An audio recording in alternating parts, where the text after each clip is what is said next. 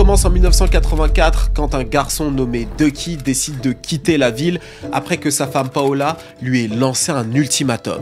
On part de Chicago ou je pars sans toi. Alors, Ducky vivait à Robert Taylor, une cité très violente du sud de la ville, et Paola n'en pouvait plus de cet environnement, que ce soit pour elle, son gars, ou encore pour un futur enfant qu'elle aimerait avoir. Et c'est ainsi qu'ils prennent 500 $, un sac de vêtements, et qu'ils se mettent en route vers la Californie, en quête d'un avenir meilleur. Au départ, ils s'installent à San Bernardino, car ils avaient un pied-à-terre là-bas, mais ils finissent à Compton. Après quelques années passées en Californie, le couple commence à prendre ses marques. Ils travaillent tous deux dans le monde des fast-food. Paola travaille à McDonald's et Ducky travaille chez KFC. Et en parallèle de ça, il a quelques petits business ici et là, histoire de mettre un petit peu de beurre dans les épinards, si tu vois ce que je veux dire. Aussi, ils ont eu un heureux événement depuis. Un petit garçon né le 17 juin 1987. Pas loin du KFC où Ducky travaille, il y a quelques gangsters qui traînent pas loin. Parmi eux, un certain Anthony T-Fif alias Top Dog, un gangster très respecté du secteur. Alors Top Dog vient d'une famille dysfonctionnelle, gangrénée par le gangstérisme et la prostitution. Et c'est dans ce climat-là que le garçon avait pour seul refuge la rue. Et c'est là-bas qu'il s'est bâti une réputation qui le précède. Impliqué à un très jeune âge, il fait fortune à peine 20 ans et perd tout à cause d'allers-retours en prison. Il gagne notamment un procès pour meurtre et il tente de se refaire dans la rue, mais avec la police sur ses côtes, il se fait pas vraiment dessous. Du coup, il se réoriente vers d'autres business. Et parmi eux, le braquage. Et justement, Ducky était au courant du CV atroce de Top Dog. Et il savait également que le KFC où il travaille avait été braqué l'année dernière. Et pendant le braquage, il y a même un client qui s'est pris une balle. Venant lui-même d'une cité super chaude dans le sud de Chicago et ayant lui-même fait partie d'une fraction des Gangsta Disciples, Ducky savait qu'il fallait absolument se mettre Top Dog dans la poche. Et pour cela, il lui offre du poulet gratuit, des biscuits en plus, à chaque fois que Top Dog passe par sa caisse. C'est une manière pour lui de s'attirer les bonnes grâces du gangster. Et Ducky avait vu juste, puisque ce jour arriva. Top Dog braque le KFC. Et il laisse Ducky en vie. 20 ans plus tard, Anthony Top Dog T-Fif a complètement changé de vie.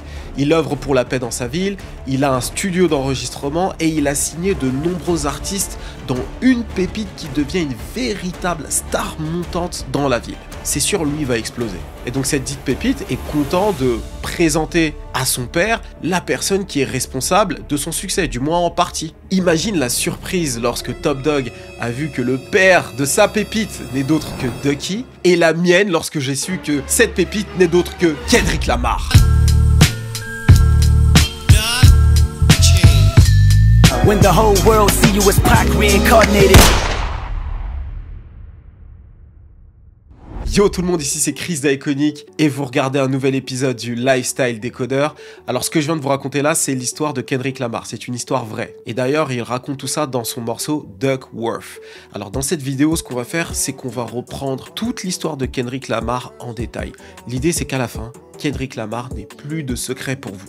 La vidéo est un petit peu longue, donc prends du popcorn, prends de la boisson, pose-toi avec tes potes et regarde la vidéo. Et si tu as apprécié, mets un like. Alors son histoire, c'est un véritable film. Et en parlant de film, j'aime en consommer et j'ai un outil qui te permet de consommer des films partout dans le monde. Et cet outil n'est d'autre que NordVPN. Merci à NordVPN de sponsoriser cette vidéo. Grâce à NordVPN, change ton adresse IP pour bénéficier du contenu géobloqué dans ta région. Donc tout ce qui va être MyTF1, France TV, Sixplay, MyCanal, uniquement dispo en France, et bien grâce à NordVPN, tu as accès à tous ces contenus-là. Et aussi pour ceux qui détestent les pubs sur YouTube et qui veulent pas prendre YouTube Premium, et bien vous pouvez utiliser votre VPN pour prendre une adresse IP albanaise et ne plus avoir de pub sur YouTube. C'est pas beau ça? Et pour ceux qui veulent avoir le contenu complet de toutes les plateformes de streaming, Netflix, Disney+, Amazon Prime, tout leur contenu du monde entier, au Japon, en Inde, aux États-Unis, bref, absolument partout, NordVPN va devenir votre meilleur ami, d'accord? Et aussi, chose importante, le chiffrement des données.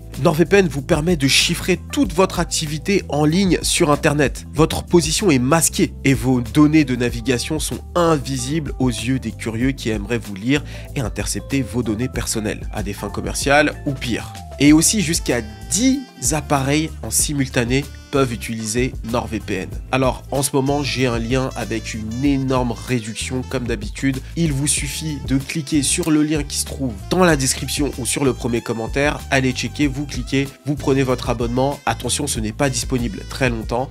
Je compte sur vous. Et nous on revient à notre fabuleuse vidéo. On est en 1995 et Kendrick Lamar Duckworth a à peine 8 ans lorsque l'univers lui envoie un premier signe.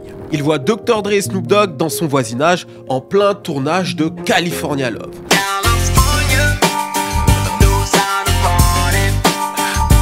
My father seen him, went 2 blocks down, got me. By the time he got me, everybody was out there. It was like pandemonium, you know. He put me on his shoulders, and there he was, Dr. Dre and Tupac right there. And I think it was a white Bentley. Yep, they were shooting a video, and that moment right there, whether I know it or not, subconsciously, I think it, you know, eventually branched me off to what I'm doing now. En effet, cette courte interaction avec ses idoles l'influencera sur sa vie future. Mais le problème, c'est que Kendrick Lamar ne colle pas du tout à l'image du rappeur de l'époque, encore moins du rappeur West Coast. Bien qu'il passe toute son enfance à Compton, Kendrick Lamar n'est pas du tout ce qu'on pourrait qualifier de gangster. C'est un bon élève, très calme et discret. Il développe très jeune une passion pour le storytelling, la poésie et bien sûr le rap. Dans une époque où les rappeurs devaient rouler des mécaniques et faire les bad boys, Kendrick Lamar, lui, choisit une voie un petit peu différente. Il développe un style basé sur les lyrics, mais aussi sur l'ego trip. Parce que voilà, avec la fougue de la jeunesse, tu te doutes bien que le but c'est de dire que c'est le meilleur.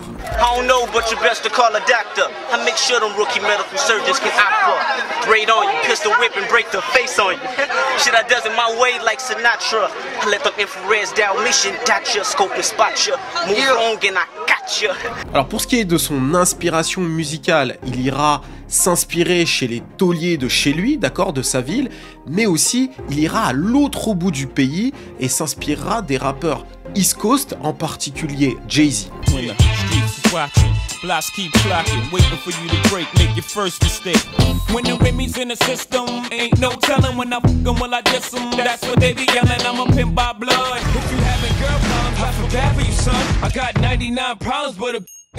Et donc Kendrick Lamar est fan de Jay-Z, il veut créer son propre Rockefeller. Rockefeller, c'est le label de Jay-Z. Et Jay-Z, à cette époque-là, quand il a créé Rockefeller, il avait un associé, Dame Dash. Et il lui faut un Dame Dash. Et il le trouvera dans la personne de David Isaac Frehley, alias Dave Free, un copain avec qui il partage la même passion pour le rap. Ce dernier ne rappe pas, mais il est déjà un petit peu dans le business, il est vif quoi.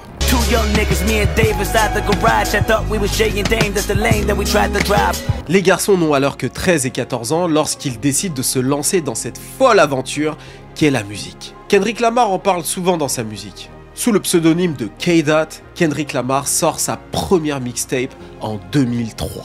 Youngest Head, Ninja in Charge. Quand tu entends la musique là, tu sens de fou l'influence de Jay-Z. Là je parle pour les fans de Jay, vous voyez très bien de quoi je parle. Bref.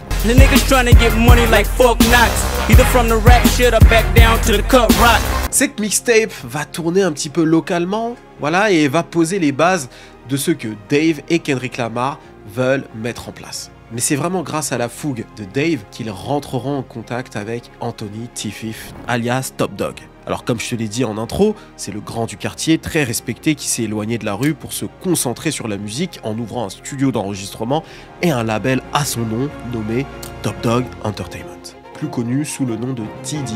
Dave est dans la même école que son fils et donc c'est comme ça qu'il a réussi à rentrer en contact avec lui.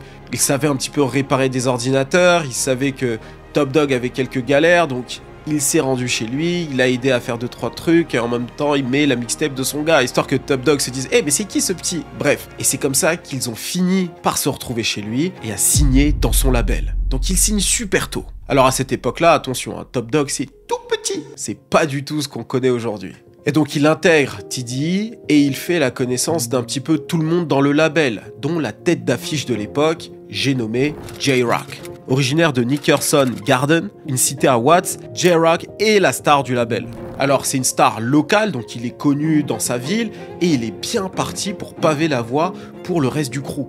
Au départ, leur relation était quelque peu conflictuelle étant donné qu'ils viennent de 2 quartiers ennemis, mais Top Dog a très vite mis fin à ces conflits en leur expliquant que TDE est une famille et peu importe qu'ils viennent d'un gang ennemi, lorsqu'ils rentrent dans le studio, tout ça doit se dissiper. Et ça a été la force de TDE que tu retrouveras que très rarement dans d'autres labels du secteur. Faire partie de TDE, ça prévaut sur tout le reste, peu importe le gang auquel tu es affilié. Et c'est ainsi que les deux rappeurs développent une relation fraternelle. K-Dot voit J-Rock comme un grand frère qu'il n'a jamais eu, et vice-versa. Et surtout, Kendrick devient son plus grand supporter. Top Dog is the coach, J-Rock is my older brother. I was there when he wrote his name on his record deal. Wasn't my record deal, but still I couldn't believe it. It was simple math. If he made it, that mean I made it. Par la suite, un troisième artiste s'ajoute à l'équation, il s'appelle Ab-Soul. Il impressionne Top Dog grâce à sa technique et Kendrick Lamar avouera même s'être inspiré de lui à ses débuts. Ab-Soul in the corner, mumbling raps, fumbling packs of Blackie Mouse, crumbling kush till he cracked a smile. His words legendary, wishing I could rhyme like him. Study this style to define my pen. Alors pour ma part, je découvre J-Rock en 2008 sur le site Worldstar Hip Hop grâce à Lil Wayne. C'était l'époque où je suivais absolument tous les feats que Lil Wayne faisait parce que le fait qu'il fasse des feats avec tout le monde, ça marchait vraiment. Le public de Lil Wayne suivait et écoutait tous les morceaux. Et donc c'est tout naturellement que j'ai regardé le clip.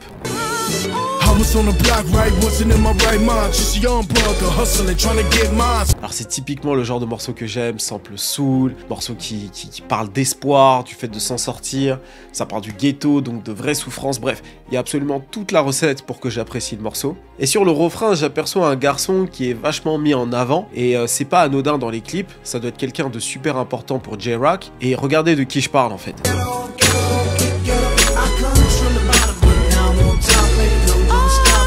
Voilà, donc c'est le jeune Kendrick Lamar. À l'époque, je pensais que c'était le chanteur du refrain. Mais après, j'ai su que celui qui chantait, en fait, c'était will.i.am.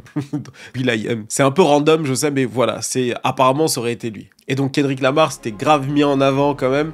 Donc ça montre que c'était un peu le futur, quoi. Après sa signature, Kendrick sera ultra productif dans le label. Il sort 3 projets, dont un nommé C4, donc Carter 4, directement inspiré par son idole de l'époque qui venait tout juste de fitter avec son grand frère, j'ai nommé Lil Wayne. Dans le projet, donc Kenny s'approprie fortement le rappeur de la Nouvelle-Orléans et c'est clairement assumé. C'est un peu comme s'il venait de l'avaler façon boubou, tu vois ce que je veux dire? Il rappe sur des phases B tirées de Carter 3, il limite son flow et fait les mêmes changements de voix. D'ailleurs, à mon avis, c'est vraiment de Lil Wayne qu'il a appris ce truc-là. Aujourd'hui, lorsque tu écoutes sa musique, tu entends ces changements de voix-là, et à mon avis, ça vient de cette époque-là. Il travaillait vraiment son style, et grâce à des projets comme ça, il a pris des compétences. Alors ça, c'est vraiment un témoignage de l'influence de Lil Wayne, et c'est fou lorsque l'on sait que 15 ans plus tard, ils se fâcheront pour le Super Bowl dans la ville de Lil Wayne. Vraiment, c'est dingue. Jusque-là, K-Dot est un étudiant du rap game, donc il se laisse influencer par ses pairs, il écoute ses idoles, il façonne son style, tout ça jusqu'à un projet en particulier où tout change. À partir d'un moment, le rappeur prend une décision claire, raconter son histoire sans concession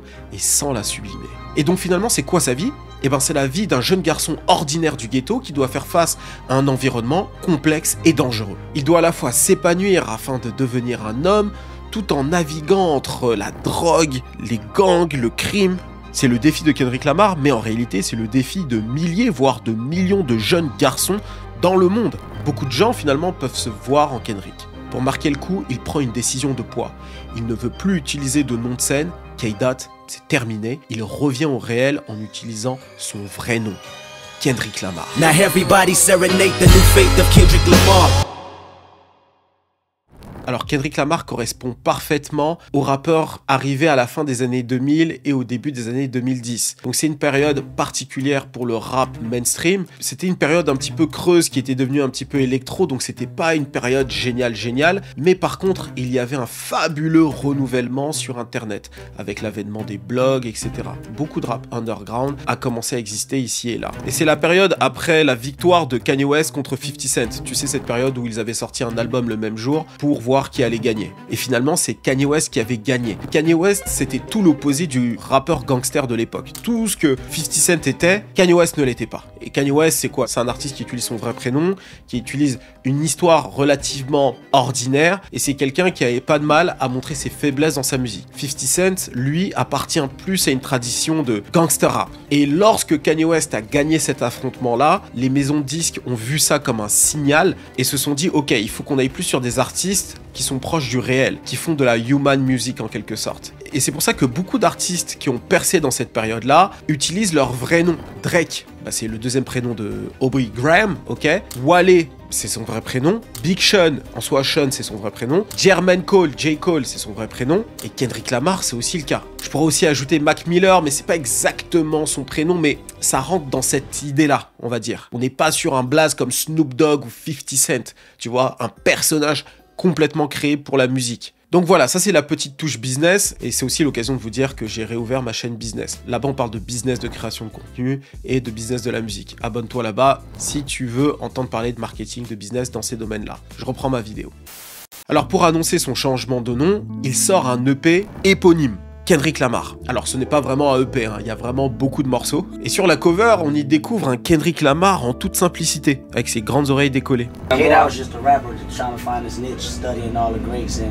I mean, taking pieces from each individual styles and rap. Kendrick Lamar is the person, that's a whole nother, you know what I mean, that's me in general, my whole life. Kendrick Lamar is Compton, California, I mean, that's what I represent. I mean, my whole life, it's what I put in my music. It's about stories of young black males, individuals trying to their best to escape the influences of the city. So that's me, that's what I represent. Crips, Power Rules, the motherfucking cracked out moms, the motherfucking deadbeat daddies, all that shit is instilled in me, you know what I mean, so Kendrick Lamar is Compton. À titre personnel, c'est la première fois que j'écoute Kendrick Lamar et je prends ma gifle. Dans le morceau Wanna Be Heard, le rappeur casse tous les codes auxquels on pourrait s'attendre de la part d'un rappeur de Compton. Il ne parle ni de ses affiliations dans la rue et il se présente de manière très simple mais puissante. Écoute.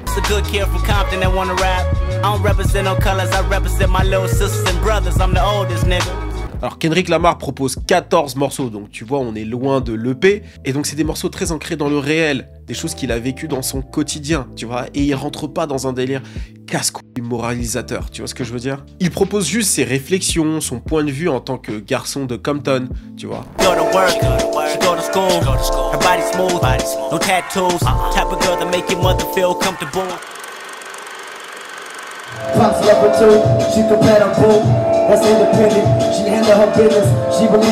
La mixtape a très bien été reçue par les fans et c'est vraiment à partir de là que la carrière du rappeur se lance sérieusement. L'année suivante, il enchaîne avec une autre mixtape, nommée Overly Dedicated. Une mixtape qui confirme la nouvelle trajectoire de l'artiste avec des morceaux comme Average Joe, donc un mec ordinaire en quelque sorte, ou encore Ignorance is a Bliss.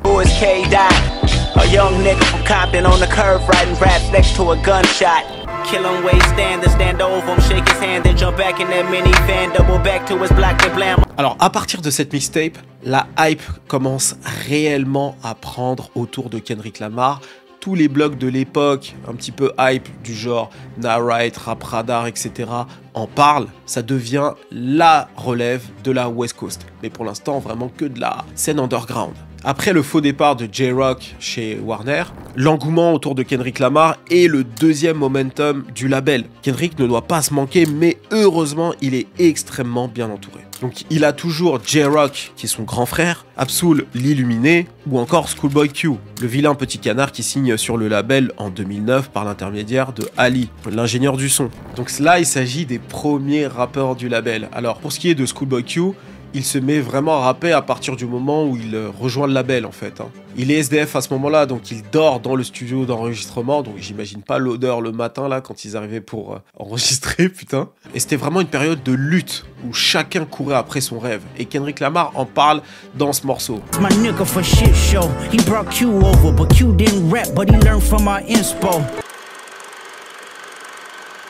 He was homeless and I left home. Q said, "Dot, you won't be slept on. You the nigga to bet on." Et donc les quatre, J-Rock, Ab-Soul, Kendrick et Q, c'est vraiment les artistes de TDE. Et comme je l'ai dit plus tôt, c'est bien plus qu'un label, c'est une famille qui transcende le sang, le gang auquel tous les membres pouvaient appartenir. Et entre eux, ils avaient vraiment créé une nouvelle culture d'entreprise. D'ailleurs, je me rappelle que lorsque je traînais beaucoup sur Tumblr à l'époque, parce que j'ai commencé sur Tumblr, il y avait un post avec les règles du label. Et les voici. Et c'est donc de cette fraternité-là que naîtra le groupe Black Hippy.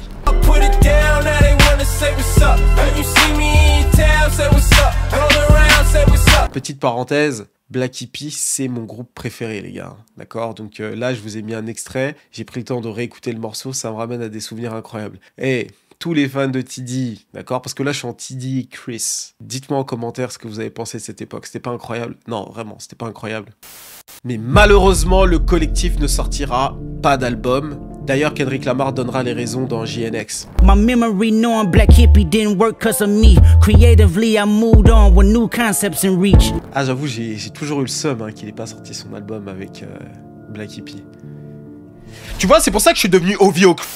Alors qu'il était en pleine tournée pour J-Rock, pour qui il était backer, lui et Ali sont allés manger quelque part dans un fast-food. Et pendant qu'ils mangeaient, ils ont reçu un coup de fil. Donc ça sonne... Il répond, tout ça, il y a un mec au téléphone, et le gars lui dit « Hey, Dr. Dre adore ce que tu fais, tout ça, non, franchement, il kiffe, hein !» Et là, Kendrick Lamar dit « Mais qu'est-ce qu'il veut, lui? C'est qui, ça ?» Il rigole et il raccroche. Histoire vraie. Plus tard, ils recevront plusieurs autres coups de fil similaires et ils se rendront compte que c'est pas du fake. Et là, ils pètent leur tête. D'ailleurs, Dre avait dit dans une interview qu'il était vraiment fan d'un jeune artiste de Compton qui s'appelle Kendrick Lamar. Pareil, il s'est réveillé un matin et il a reçu v'là les messages de tout son entourage. Et donc ouais, Dr. Dre était vraiment intéressé par le rappeur de Compton, et 15 ans après l'avoir rencontré à côté de chez lui, alors qu'il était encore qu'un gamin, il le revoit cette fois-ci, mais en studio. The first time was the moment I knew I've arrived, because I'm not only meeting you, it's just not an introduction. He plays a beat and say right to it. I want to see. I want to see, is this really you? Et c'est ainsi que Kendrick Lamar signe chez Aftermath Entertainment et sort son premier album studio en juillet 2011 nommé Section 80. Avec l'expérience de TDE, le talent de Kendrick et le savoir-faire de Aftermath, Section 80 connaît un gros succès d'estime et un petit succès, plus qu'honorable, avec 5000 copies la première semaine. Le projet s'est placé à la 113e place au Billboard. Et il a gagné presque le double la semaine suivante. Donc c'est vraiment pas mal. Et parmi les morceaux qui feront le plus de bruit dans le projet, il y aura High Power, produit par J. Cole. Alors ce que tu veux savoir, c'est comment les deux rappeurs se sont connus. Eh bien, ils ont fait connaissance lors du shooting des XXL Freshmen de 2010, dans lequel J-Rock et Cole faisaient partie. D'ailleurs, Kendrick tentera de prendre la place de Cole, parce que ce dernier est en retard. Sûrement que le Boog était venu en vélo au lieu de prendre une voiture comme tout le monde, bref, je sais pas. De là, ils développent une amitié, ils font plusieurs sessions de studio ensemble, et il en découle le morceau High Power. Visions of Martin Luther staring at me. Malcolm X put a hex on my future, someone catch me. High power. The three eyes represents heart, honor, respect. That's how we carry ourselves in the streets. And just in the world, period. It basically, the simplest form, it represents just being above all the madness, above all the bullshit. No matter what the world is going through, you always going to keep yourself dignity. D'ailleurs, J. Cole sera l'une des personnes qui fera découvrir à Dr. Dre Kendrick Lamar. Et ouais, c'est l'un des premiers à lui en avoir parlé. J. Cole, did you tell Dr. Dre about Kendrick?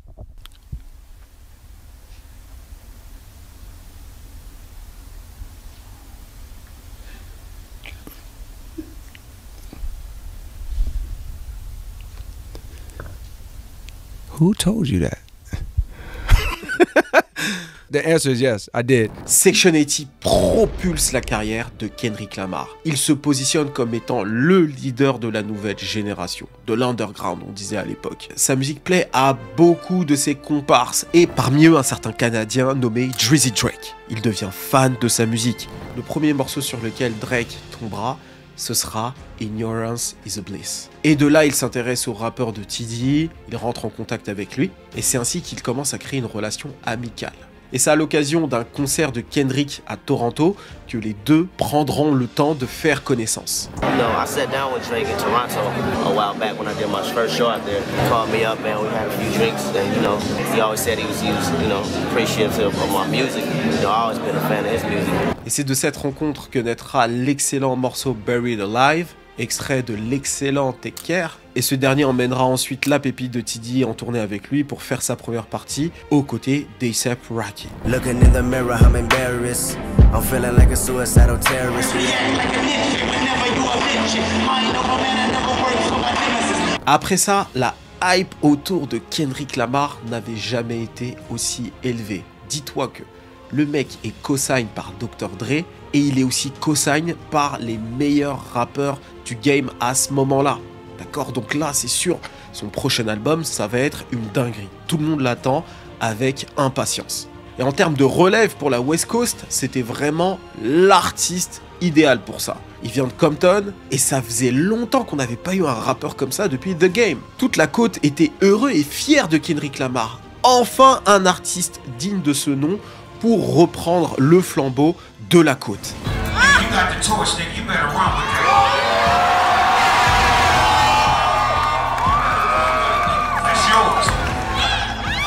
Quelques larmes de joie couleront ce jour-là.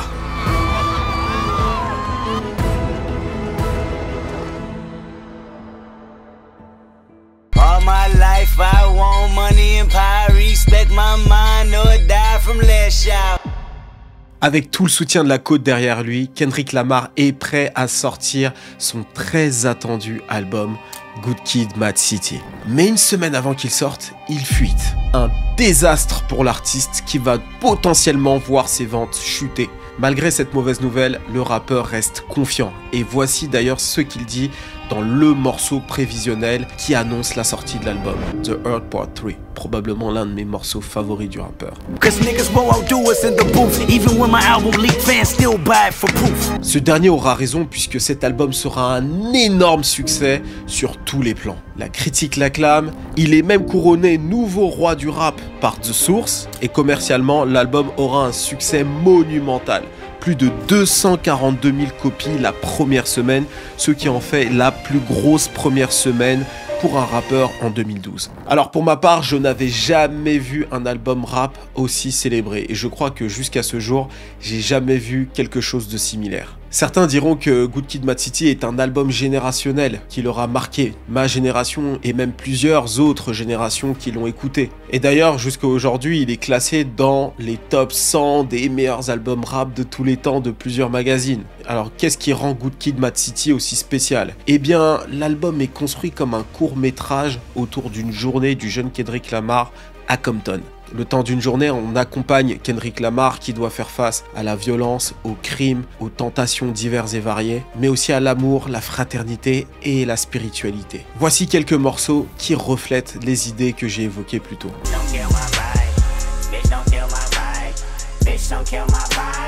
La spiritualité. Crime, mon morceau favori d'ailleurs. L'arrogance.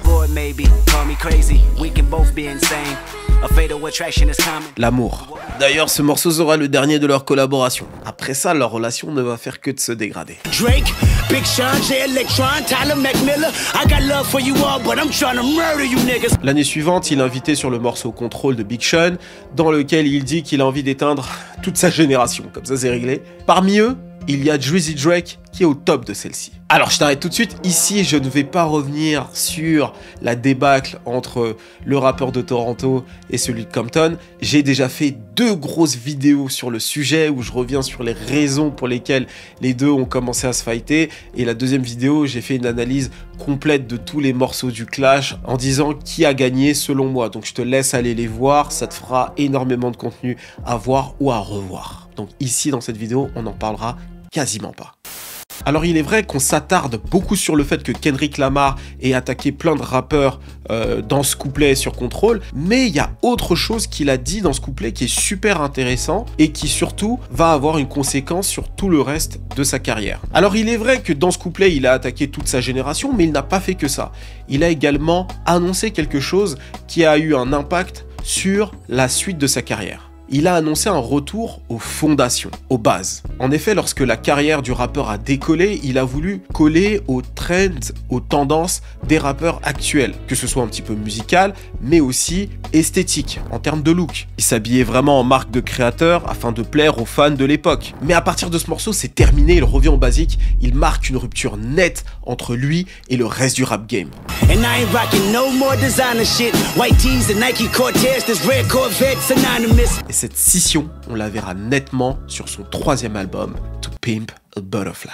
Jumping on my dick, but this dick ain't free. To pimp a butterfly, another classic CD. Bien qu'il nous ait prévenu sur le morceau Control, Kendrick Lamar nous prendra quand même à contresens, parce qu'il va nous sortir un album clairement hors du temps. Comme je l'ai dit, le retour ne sera clairement pas que esthétique, il sera aussi musical. Alors, comment je décrirais l'album To Pimp a Butterfly? Eh bien, c'est une célébration de la culture afro-américaine. On y retrouve du jazz, du funk, de la soul, du gospel. Contrairement à Good Kid, Mad City, qui racontait de façon linéaire la journée d'un jeune homme de Compton, To Pimp a Butterfly adopte une structure beaucoup plus abstraite, où il se débat avec ses pensées et ses contradictions. Et c'est justement ce qui est très intéressant avec Kendrick Lamar, c'est qu'il n'hésite pas à mettre en lumière ses faiblesses et ses contradictions. Il le fera jusqu'à ce jour. En fait, à partir de maintenant, le rappeur est officiellement une superstar.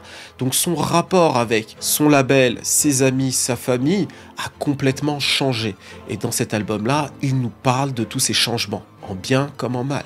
Il doit se réajuster, certains lui reprochent d'avoir changé. Par exemple, dans mon morceau favori, You, il se glisse dans le rôle d'un ami d'enfance qui lui en veut à mort, alcoolisé, qui lui parle en lui crachant ses 4 vérités à la gueule. Tu vois ce que je veux dire? Il lui reproche d'avoir disparu après le succès, de plus appeler, de plus venir, plus rien. Il y a notamment ce moment où il blâme Kendrick Lamar de ne pas être venu à l'hôpital après que l'un de leurs amis d'enfance se soit fait tirer dessus. Ce dernier succombera d'ailleurs de ses blessures, et c'est une histoire vraie en plus. Il s'appelle Chad Keaton, et Kendrick Lamar le considérait comme étant son petit frère. En fait, il avait promis à son grand frère, incarcéré, qu'il veillerait sur son petit frère. Mais malheureusement, il a été victime d'un drive-by, il s'est retrouvé à l'hôpital. Kendrick Lamar, lui, était en tournée, et la seule chose qu'il ait pu faire, c'est l'appeler en FaceTime. Donc en quelque sorte, il a échoué. Un moment très dur. FaceTime instead of a hospital visit. Guess you thought he'd recover well.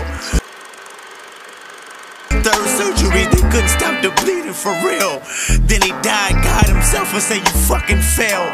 Alors très honnêtement, c'est l'un des morceaux les plus tristes que j'ai écouté. Je me rappelle, j'étais à New York à ce moment-là. Je marchais à Brooklyn, c'était la nuit, j'écoutais le morceau et tu sais, avec le côté jazz à New York, c'est vraiment un mood en fait. Selon l'endroit où tu te trouves dans le monde, quand tu écoutes une musique, tu vois, ça a un goût différent, tu vois. Et c'était super triste. Et vraiment, ce morceau m'attriste, vraiment.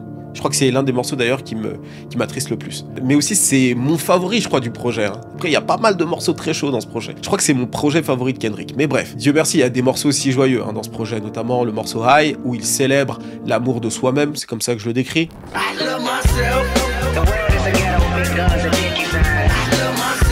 Ou encore King Kunta, un morceau de célébration mais un peu plus gang, tu vois, un truc qui me ressemble un peu plus finalement. Il fait référence cette fois-ci à Kunta Kinte, le célèbre esclave, mais il en fait un roi ici. Et il clame « Black man taking no loss, oh yeah !» J'en ai des frissons. Black man taking no loss, oh yeah! Bitch where you and I was walking, now I run again, got the whole world talking, King Kunta. Black man taking no loss, oui et non. Parce qu'il y a le morceau Westless Theory où il explique lui-même que lorsque le IRS, donc le système de taxes, d'impôts américain te tombe dessus, tu peux vraiment te retrouver sur la paille. Ça a été le cas notamment de Wesley Snipes dans les années 90 où il devait énormément d'argent à l'État américain et crois-moi, ça a fait très mal. Alors oui, Black man take it no loss, mais lorsqu'il a payé ses taxes. Parce que après l'État américain, il rigole pas frérot. Ah ouais, il y a aussi ce morceau là, vraiment très très lourd. Putain, à l'époque, il m'avait vraiment giflé cet album. C'est un morceau où il revendique son identité noire sans concession, tout en mettant en lumière l'hypocrisie de la communauté noire en ce qui concerne les gangs, mais tout en reprochant les bavures policières. Donc en fait, dans ce morceau, il montre à quel point le monde est nuancé. C'est très complexe. tu vois. Donc c'est vraiment une dinguerie ce morceau. C'est probablement l'un des morceaux les plus couillus qu'il ait pu sortir à mon avis. D'ailleurs, il a électrifié comme il dit, hein, et c'est un morceau à l'époque qui lui a valu quelques mauvais papiers, quelques réactions un petit peu négatives de certaines personnes, mais c'est un morceau qui était nécessaire à mon avis. C'est probablement l'un des meilleurs morceaux qu'il ait sorti de sa carrière selon moi. Peut-être que certains ont déjà capté de quel morceau je veux parler, c'est The Blacker the Berry. I'm African American, I'm black as the moon, heritage of a small village, part of my residence. Et il finit comme ça. So why did I weep when Trayvon Martin was in the street? When gang banging make me kill a nigga blacker than me? Hypocrite. Et bien sûr, comment ne pas citer ce morceau quand on parle de cet album. We gon' be alright. Nigga, we gon' be alright. Nigga, we gon' be alright. D'ailleurs, Alright lui a valu quelques remous de la part de quelques commentateurs politiques. Lamar stated his views on police brutality with that line in the song, quote, "And we hate the popo, want to kill us in the street, faux show." KG. Ah, please. Ugh, I don't like it.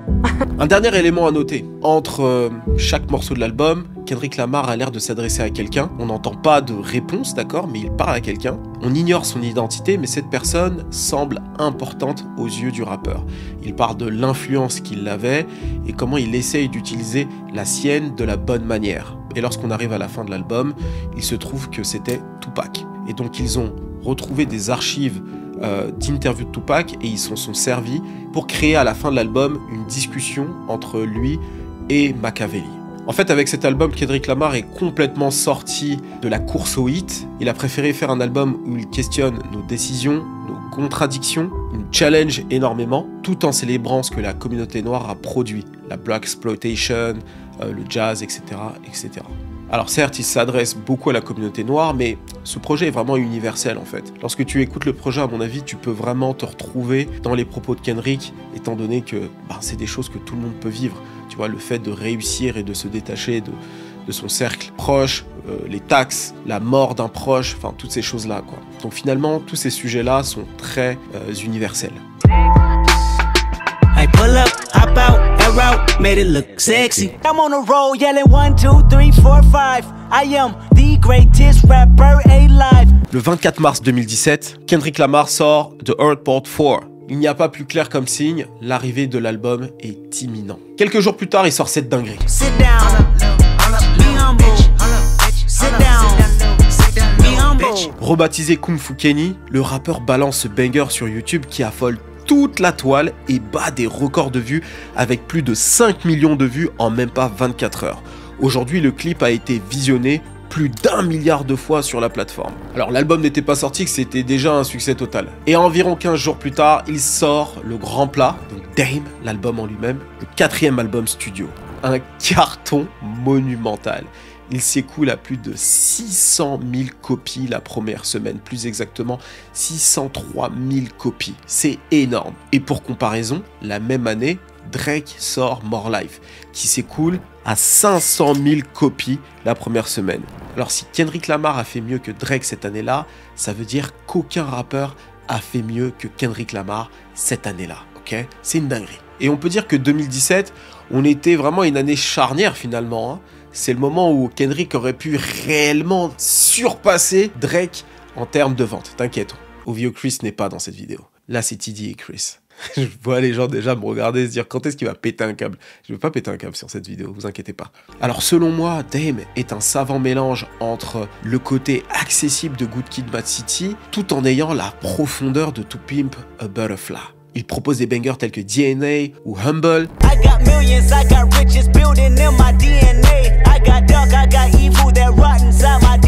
Tu vois, c'est des morceaux parfaits pour faire des pogos. Ça parlait au petit peu de l'époque, tu vois ce que je veux dire? Et en même temps, il continue son introspection et explore ses peurs à 7, 17 et 27 ans avec le morceau Fear. Et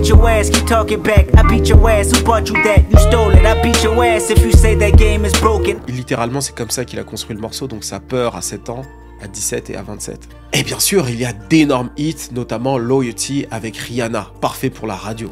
Loyalty, loyalty, loyalty. Loyalty, loyalty. Et d'ailleurs, il dit de l'album que sa structure part d'une dualité fascinante. Il peut être à la fois écouté dans l'ordre classique ou en sens inverse. Joué à l'envers, l'album raconte une histoire différente où la chute semble précéder l'ascension. Cette construction rappelle le cycle du karma et les tensions entre le destin et le libre arbitre. Thèmes centraux du projet. Voilà, c'est le côté un peu poétique, c'est ce qui a été dit sur ce projet. Pour moi, Dame, c'est l'équilibre parfait entre l'album à la fois créatif, réfléchi, tout en étant accessible. Son impact a été tel qu'il a gagné le prix Pulitzer, une distinction rare pour un album rap. Alors, pour donner un ordre d'idée, les années précédentes, ce prix a été remis à des artistes de musique classique et de jazz, donc vraiment, c'est une exception là. C'est ce qu'on appelle vraiment l'excellence pour de vrai. I hate people that feel entitled. Look at me crazy cause I ain't invite you. Smoking on your top 5 tonight.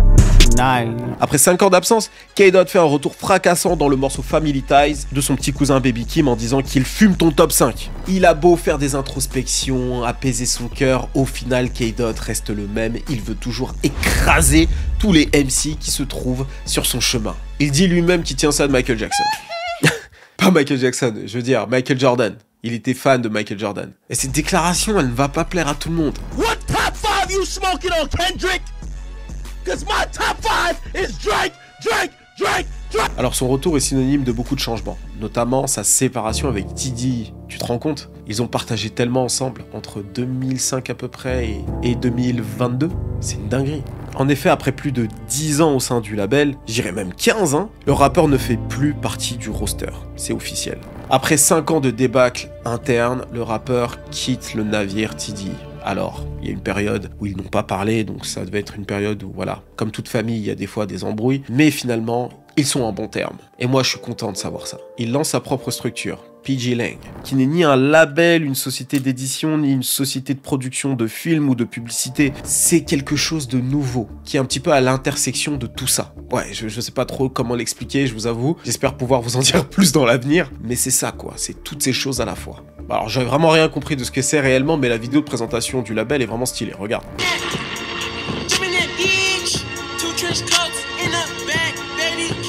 Alors certes, on sait pas ce que c'est, mais ils ont déjà gagné plusieurs prix. Apparemment, ils ont déjà 6 Cannes Lions, dont le prix de l'agence indépendante de l'année. Après avoir bien rigolé avec son petit cousin Baby Kim, Kendrick Lamar annonce son grand retour et comme d'habitude, il ne fait pas les choses à moitié.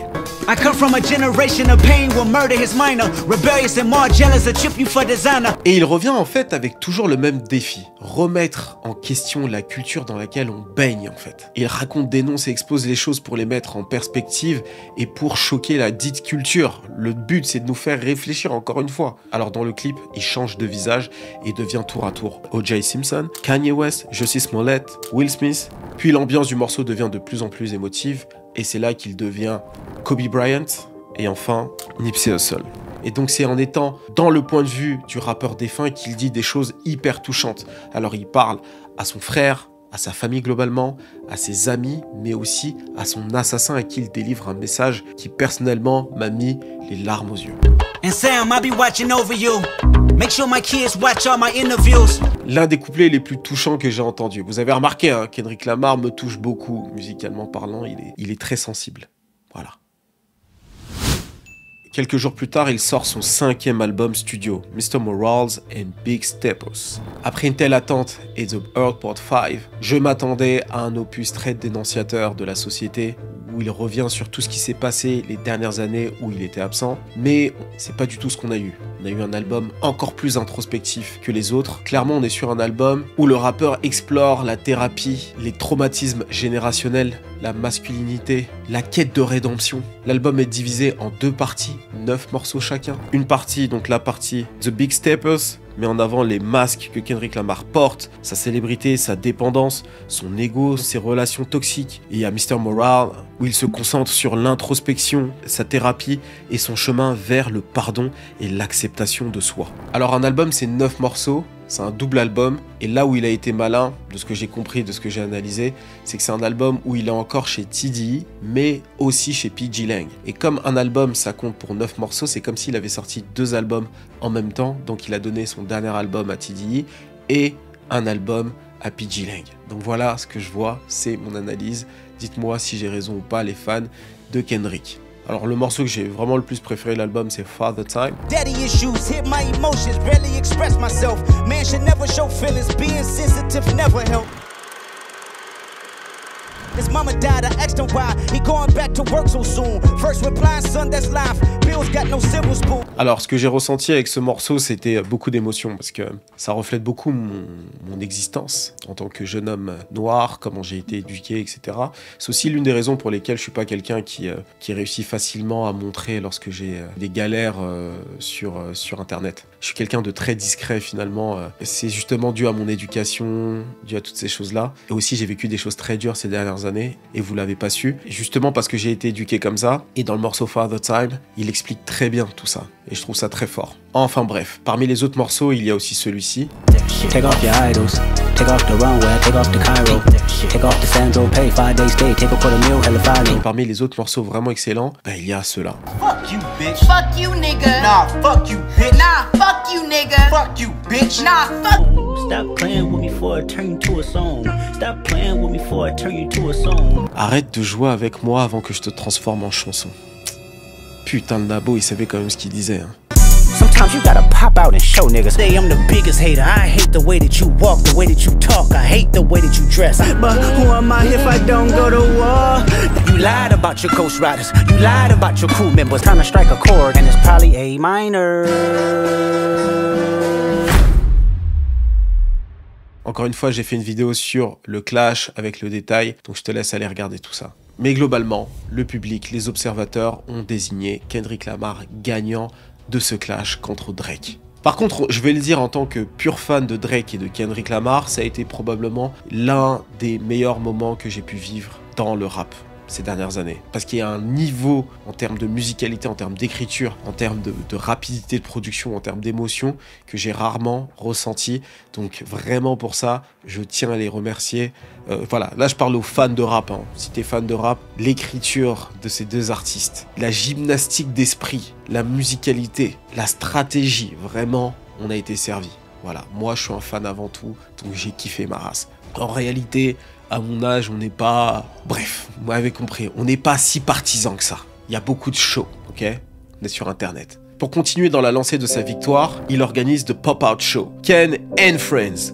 Comme son nom l'indique, c'est un grand concert avec tous les amis et proches de Kendrick Lamar où il célèbre en quelque sorte sa victoire et en profite pour réunir un maximum de gangs sur scène afin d'encourager la paix à Los Angeles. And for all of us to be on the stage together, unity from each side of motherfucking LA, Crips, Bloods, Power Rules, this shit is special, man. Alors Not Like Us, le dernier morceau que Kendrick Lamar sortira dans ce clash, est un véritable banger. Il tourne absolument partout. C'est un morceau qui bat des records, surtout pour une diss track, c'est du jamais vu. Alors une victoire de Kendrick Lamar clairement pouvait être envisageable. Mais alors qu'un morceau devienne comme ça un smash, un morceau d'une diss track, par contre, je dois dire que tout le monde a été choqué. Personne n'était prêt à ça. C'est quand même le plus gros morceau de toute sa carrière.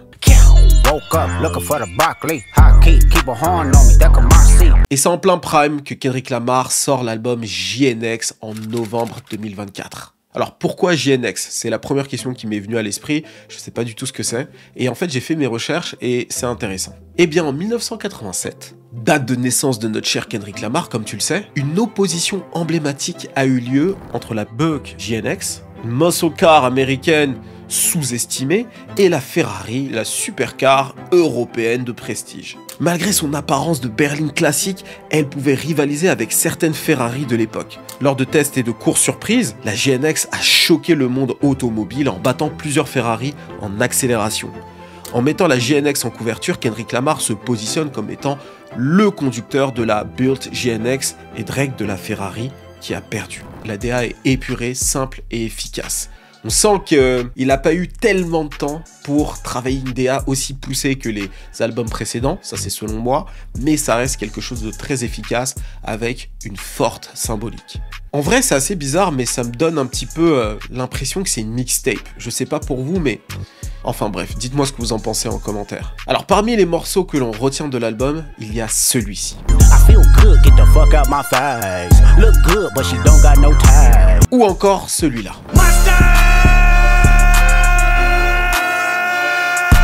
Mais moi, à titre personnel, j'adore le morceau Reincarnated. Il reprend l'instru et le flow de Tupac dans Made Ninjas, un très bon morceau de Tupac à l'ancienne, et donc dans ce morceau-là, il réécrit l'histoire de Dieu et de Lucifer.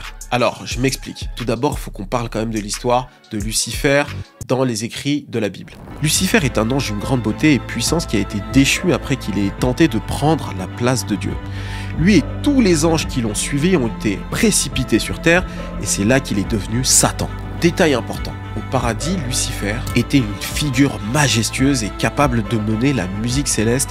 Et lorsqu'il a été donc déchu et qu'il est arrivé sur terre, eh bien ses instruments de musique sont tombés avec lui. Et c'est notamment grâce à la musique qu'il maîtrise que Satan va détourner l'humain des voies de Dieu. Donc c'est ce qui est dit dans la Bible. Alors je suis pas sûr, mais je crois que dans le Coran, c'est à peu près la même histoire. C'est d'ailleurs pour ça que dans ces religions-là, la musique est proscrite. Et justement, dans ce morceau, Kendrick Lamar incarne le rôle de cet ange déchu qui est précipité sur terre, réincarné en humain pour tenter de corriger ses péchés, tenter de retrouver le pardon de son créateur et potentiellement être élevé à nouveau. Mais il a du mal à remplir sa mission et se réincarne à chaque fois en artiste talentueux de l'époque. Il manipule les masses grâce à la musique et s'engouffre dans des vices que la célébrité peut procurer. Donc il est à chaque fois dans l'ego, dans le vice, dans la destruction. En fait, chaque couplet, c'est une réincarnation. Et lorsque tu t'y intéresses un peu, c'est comme s'il reprenait en fait à chaque fois des artistes emblématiques noirs.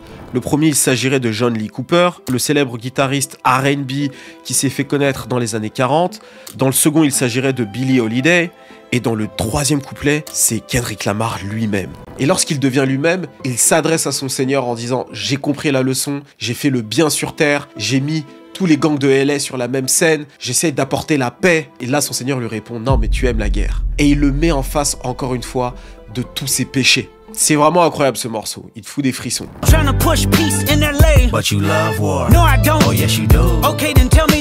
Bref, je pourrais vous en parler encore longtemps de ce morceau, ça vaut un son, une histoire, un format que je faisais avant, mais je vous laisse aller écouter le morceau réellement et vous faire votre propre avis. Dites-moi d'ailleurs en commentaire ou en DM ce que vous en avez pensé. Désolé d'ailleurs les amis, j'ai beaucoup de mal à répondre à tous les DM et à tous les messages, mais je me bats pour essayer de faire au mieux. Ensuite vient l'annonce du Super Bowl. Ah, la fameuse annonce du Super Bowl. What the deal, everybody? My name Kendrick Lamar, and I'll be performing at Super Bowl 59. Will you be pulling up? I hope so. You know there's only one opportunity to win a championship. No round twos. Et donc cette fameuse performance du Super Bowl. Une prestation à l'image de Kendrick Lamar avec des messages forts qu'il transmet tout au long du show. Loin de ce à quoi on aurait pu s'attendre, comme je l'ai déjà dit ailleurs, c'est-à-dire un Super Bowl où tu joues tes plus gros hits, Kendrick Lamar, là, a préféré jouer certains morceaux pour délivrer un message. Donc Kendrick Lamar a choisi de faire passer un message clair. On va pas rentrer ici dans le détail de ce message, mais vous avez pu voir Samuel L. Jackson en invité dans le rôle de l'oncle Sam, qui symbole l'Amérique qui attend de l'homme noir qu'il soit lisse, qu'il ne fasse pas de vagues et qu'il serve correctement l'Amérique blanche. Pour résumer. Une très belle performance, et ça je l'ai souvent dit. Mais ce n'était pas dans les plans de Kendrick Lamar de rester lisse, il est resté fidèle à lui-même, ça c'est clair. Il a transmis un message en fait, et ce message c'est comment l'Amérique s'est enrichie en exploitant la communauté afro-américaine de toutes les manières possibles. Et d'ailleurs tu le vois à plusieurs reprises, notamment lorsque les danseurs forment le drapeau américain. Bien que cette performance divise, Kendrick Lamar battra à nouveau tous les records avec cette performance. Plus de 134 millions de personnes dans le monde regarderont cette performance. Alors Kendrick Lamar, c'est un artiste qui a réussi à faire quelque chose d'unique dans sa génération. Il propose une approche qui peut paraître confidentielle, mais il a réussi à toucher les masses. Il a un succès véritablement mainstream. C'est quelque chose qu'on ne retrouve pas souvent. C'est pas donné à tous les artistes. Il a rarement fait des concessions et ça a toujours marché. Il ne rentre ni dans les codes de notre époque, c'est-à-dire produire de la musique en continu pour rester relevant. Il est quasi inexistant sur les réseaux sociaux et pourtant son succès est toujours au rendez-vous. C'est hors du commun. Moralité de l'histoire, lorsque votre femme vous dit « on déménage, je n'en peux plus d'ici », écoutez-la. Voilà pour ce qui est de ma vidéo sur Kendrick Lamar. Comme vous avez pu le voir, c'est vraiment une vidéo de célébration. Et c'est vraiment dans ce sens-là qu'on va aller avec les LSD. Maintenant, je vais en faire moins. Et comme je l'ai dit au début de l'année, lorsque je fais un LSD, c'est un gros morceau où on revient vraiment en profondeur sur un artiste. Alors, je vais aussi tenter des concepts en dehors du studio. J'espère que vous allez me suivre là-dessus, d'accord? Lorsque vous voyez le logo Lifestyle Decoder doré comme ça, cliquez direct, ça me donne de la force et ça me permettra d'aller sur des concepts beaucoup plus recherchés, documentaires, etc., etc. Bon, là c'est déjà un documentaire, mais je veux dire reportage terrain et tout ça. Vous m'avez compris. Si vous avez aimé cette vidéo, n'oubliez pas de mettre un like. Ceci est la vidéo référence sur Kendrick Lamar dans le monde francophone. Je trouve que ça manque cruellement de contenu autour de l'artiste, donc le voici. Je suis très fan de Kendrick Lamar et je pense vous l'avoir prouvé ici. TD Chris, c'est moi, ok? Allez voir mes vidéos actualités, j'en fais très souvent maintenant, les affiliated et autres. Et n'oubliez pas de vous abonner à notre newsletter qui se trouve dans la description. C'est une newsletter qui est spécialisée dans mes contenus plus business, on va dire. Et d'ailleurs, on annonce la sortie des vidéos Iconic Programme dans cette newsletter également. Et pour ceux qui veulent YouTube, allez vous abonner directement à ma page Iconic Programme. N'oublie pas NordVPN. Donc comme je te l'ai dit, profite de NordVPN pour changer ton adresse IP et te balader dans le monde entier et de profiter du contenu de toutes les plateformes. Comme je te l'ai dit, il y a une énorme réduction qui se trouve en description et sur le premier commentaire. Je te laisse aller te faire plaisir. C'était Major d'Iconic pour vous servir. Cheers!